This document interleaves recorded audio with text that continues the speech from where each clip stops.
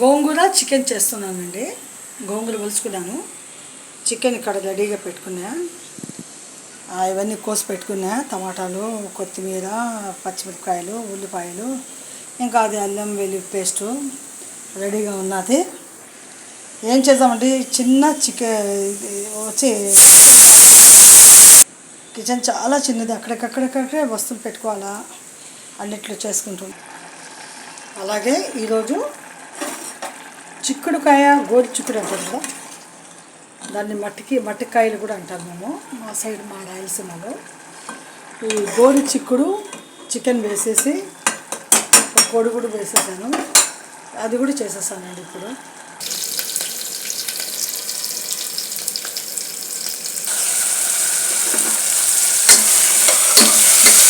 టమాటాలు, పచ్చిమిరపకాయలు, కొంచెం బిర్యానీ మసాలా వేసాను. కొంచెం బాగా గుమగుమలాడిపోతుంది.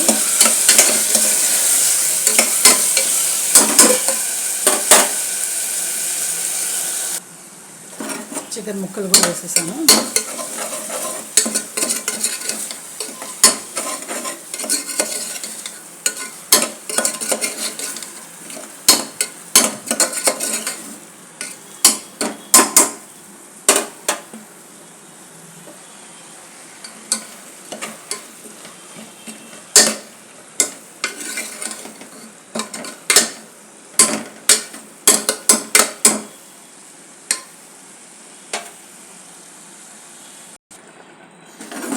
నేను ఈరోజు ఎక్కువ టమాటా గోంగూర అండి, టమాటా గోంగూర చేస్తున్నాను. ఎందుకంటే 30% టమాటాలే కోసి వేసాను. ఎక్కువ టమాటాలు వేసేసా. ఆ తర్వాత గోంగూర వచ్చి ఒక చిన్న కట్ట మాత్రమే ఉండింది.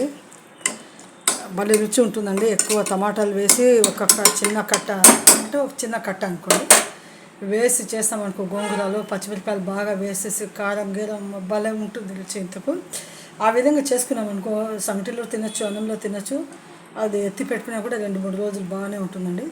హైగా అయితే 2-3 చెంచాలు నూనె కూడా వేయండి స్టాక్ కావాలంటే, లేకపోతే ఒక వారం రోజులన్నా ఉంటుంది ఖచ్చితంగా. అలానే ఈరోజు తినేసే వాళ్ళకైతే ఒక చెంచాతో, ఒక పెద్ద చెంచా చాలండి ఆయిల్. ఇప్పుడు గోంగూర అయిపోయిందండి. గోంగూర చికెను, మట్టికాయ చికెన్ అయిపోయింది. ఇప్పుడు బియ్యం కూడా చేస్తున్నాను. ఈరోజు నా దినచర్యలో నా వంటలు.